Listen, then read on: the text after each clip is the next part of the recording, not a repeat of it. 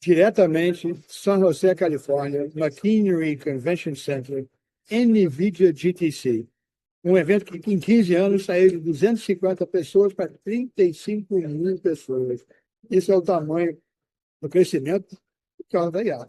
E estou aqui com o meu parceiro, grande amigo, Márcio Ax, né? E juntos aqui vamos fazer o acesso do podcast diretamente aqui do NVIDIA GTC. E queremos fazer isso porque estamos já fazendo a curadoria do AI Summit em Rio. E olha, é imperdível, eles têm que participar do evento. Nós estamos levando o que há de supra-sumo e de aplicação prática para a realidade empresarial daqui, não só do NVIDIA GTC, mas na semana que vem também do RSA Conference, do Cybersecurity. Márcio Lattes, é um prazer enorme ter você comigo. Já tem algum tempo que você não faz o podcast com a gente. Eu queria já começar entrando perguntando, porque você está numa visão mais ampla, é agora presidente do Conselho do IDG, cuidando do Museu da Manhã, Museu Novo do Petróleo, Museu da Amazônia, lá no Pará, né? Obviamente, com uma visão muito mais ampla da sociedade. Né? E o quanto que você está vendo que a economia está sendo afetada e afetando a sociedade com exceção da IA? Na verdade, a IA não é só tecnologia, né? Ela passou essa condição de ser só tecnologia. É uma reorganização da economia e da sociedade, né, em torno da inteligência. A inteligência deixou de ser humana, ela passou para as máquinas. Isso muda muita coisa, né? O que está mudando, na verdade, é que antigamente a gente tinha o capital e a infraestrutura como os recursos mais importantes. Isso transitou para a informação e para o software. Quem tinha informação e software eram as empresas que lideravam. Pode ver esse reflexo na Bolsa de Valores, né?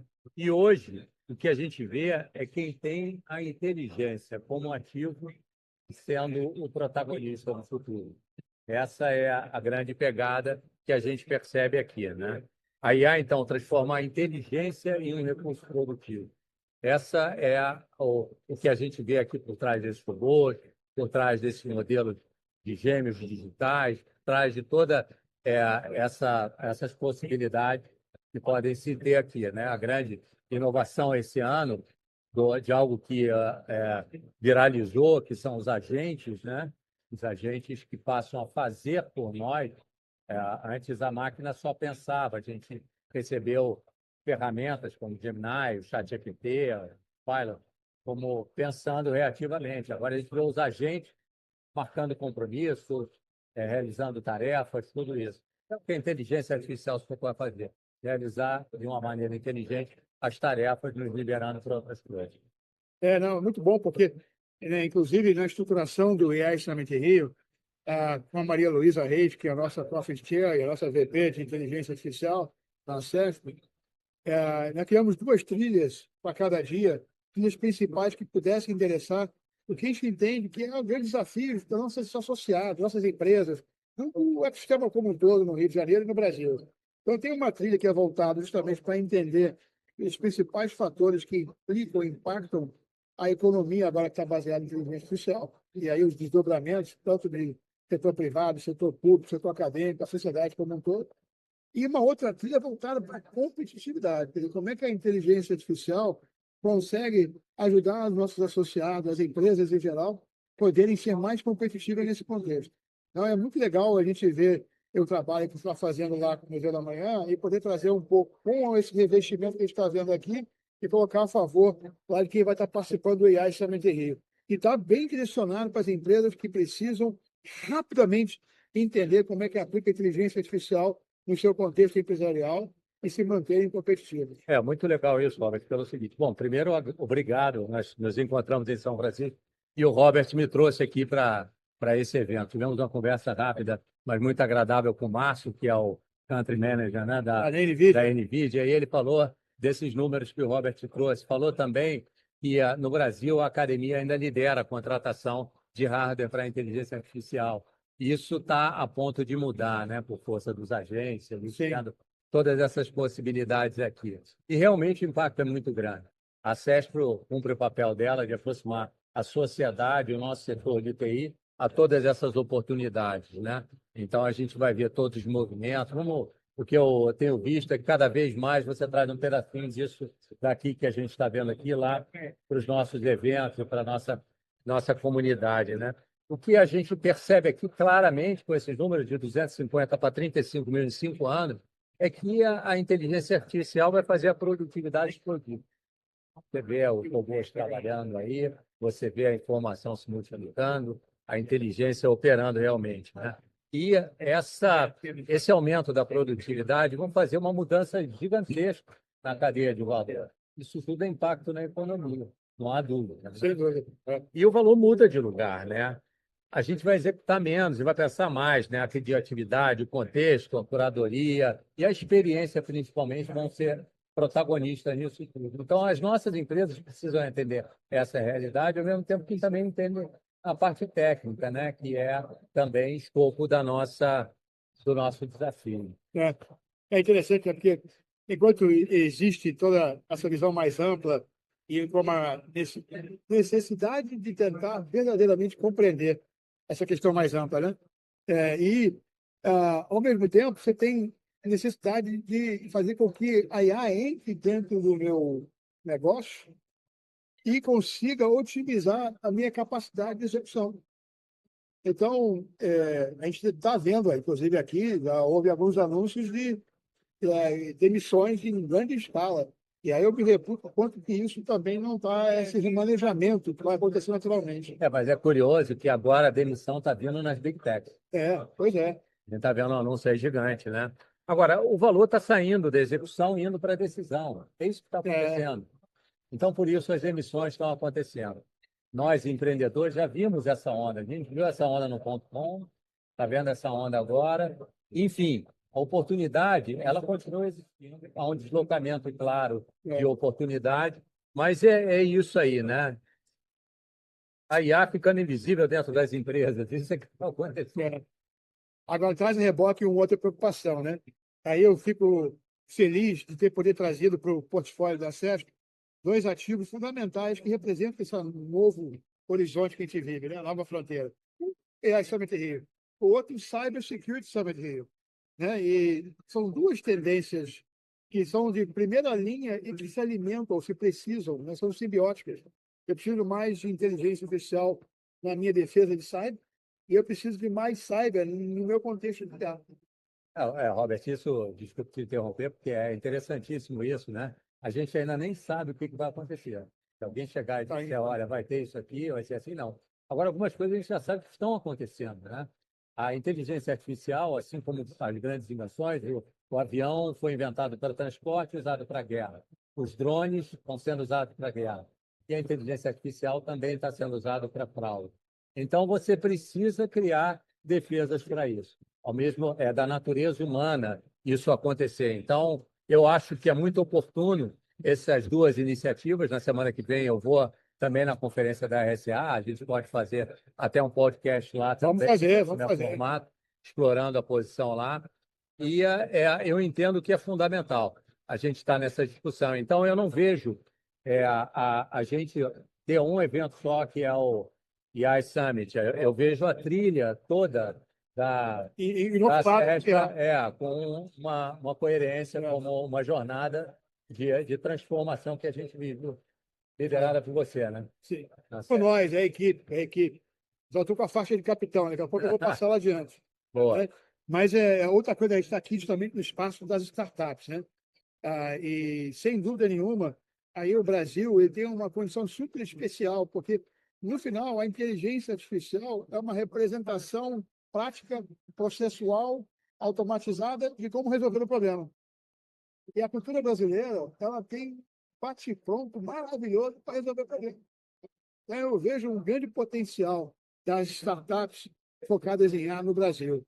Algumas aqui nós estamos vendo, querendo apresentar lá no Brasil, mas no Brasil, no Acesso Acelera, que a gente tem lá com o Sebrae, vem o segundo ciclo aí, e a gente resolveu criar o guarda-chuva Cidades Inteligentes, com verticais de óleo e gás, de energia, no caso, de mobilidade, de saúde, de educação, de segurança, né?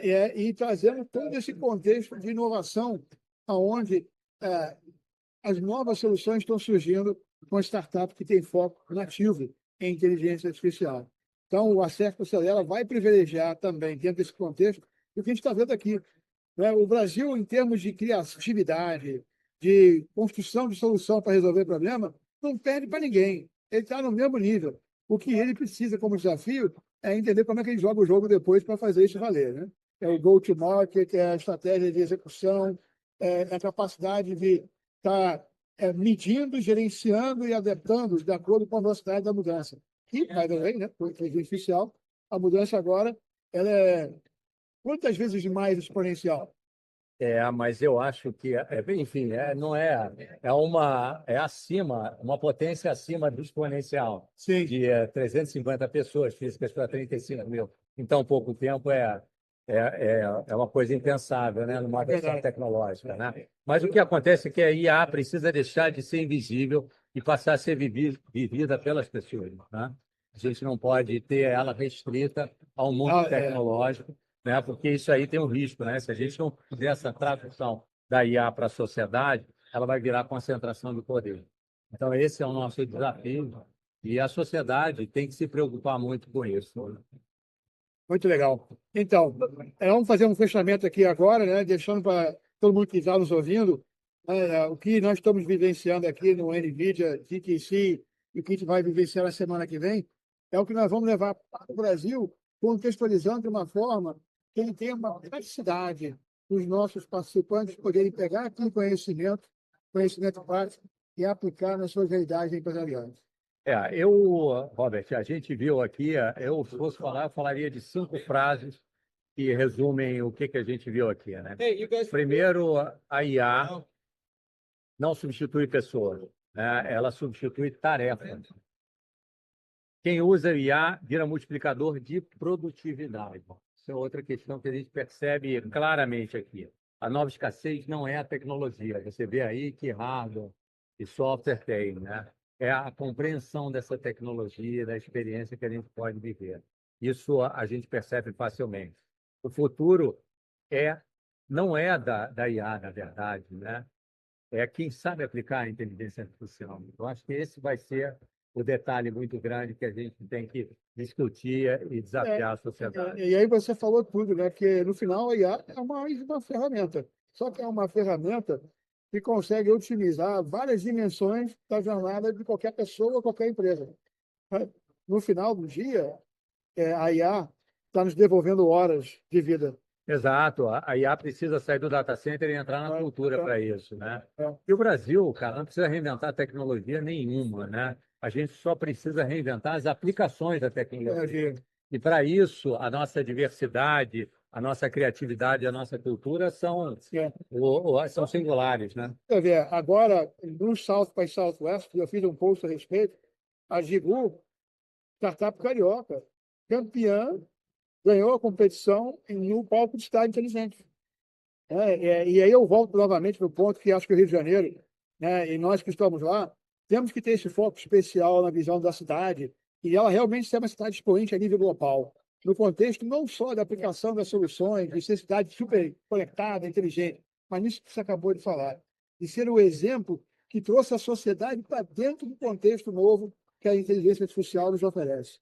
E fazer com que isso faça uma coisa que em 2011 eu falei no Barcelona, lá no evento da Smart City Expo Conference.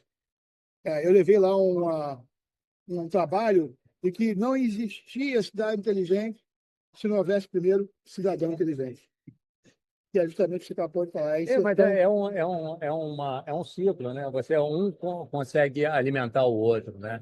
Isso é uma situação fantástica, né? Eu estou impressionado aqui, fazer um podcast aqui no meio desse furacão que é essa transformação toda que a gente vive aqui, é muito interessante, né?